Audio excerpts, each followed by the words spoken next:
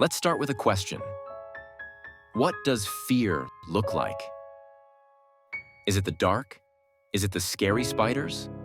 Or is it the monster under your bed? For Francis Bacon, it's none of those. It's you, screaming at yourself in the mirror. In this video, I will introduce you to the guy who turned existential dread into a whole art style. First, let's talk about the man himself.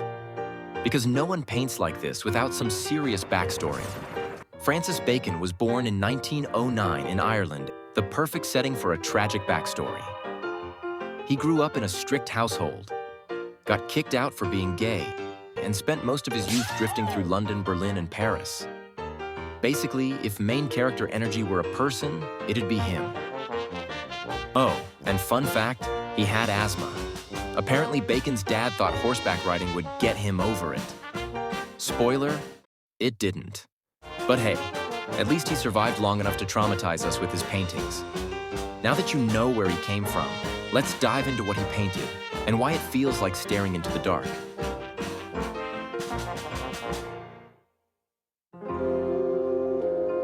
Expressionism isn't about reality. It's about emotion. It's the art version of screaming into your pillow.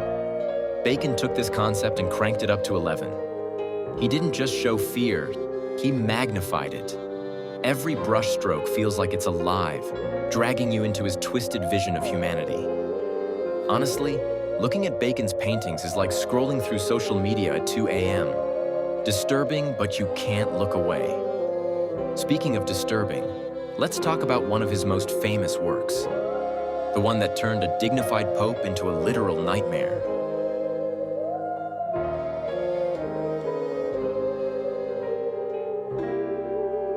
Here it is, study after Velázquez's portrait of Pope Innocent X, or, as I like to call it, the Pope's midlife crisis. Bacon took Velázquez's original masterpiece and shredded it. Figuratively, of course. This isn't just a scream, it's the scream. The Pope looks trapped, terrified, like someone just told him the Wi-Fi is down forever. But here's the genius. Bacon wasn't mocking religion. He was capturing the human condition, the fear, the vulnerability. Also, Bacon never actually saw the original painting in person. He worked from black and white reproductions. Imagine creating this level of chaos from a photocopy. But Bacon didn't just make art. He made a mess. Let's take a look at his process. Francis Bacon's studio looked like a crime scene. Paint splattered everywhere, sketches buried under piles of chaos. But this wasn't just mess for the sake of mess. His process was all about controlled accidents. He would throw paint at the canvas, let it drip, and somehow turn it into this. Meanwhile, you're over here struggling to draw stick figures. Seriously, his studio was so messy, archaeologists studied it after his death. Imagine your bedroom being that iconic.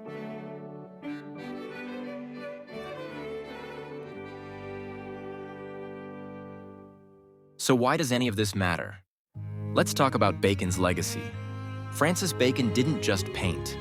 He changed how we see fear, pain, and humanity. His influence is everywhere, from modern art to horror films. Basically, if you've ever been creeped out by a distorted face in a movie, you can thank Bacon for that. Art isn't about being pretty. It's about being honest. And on that note, let's wrap this up.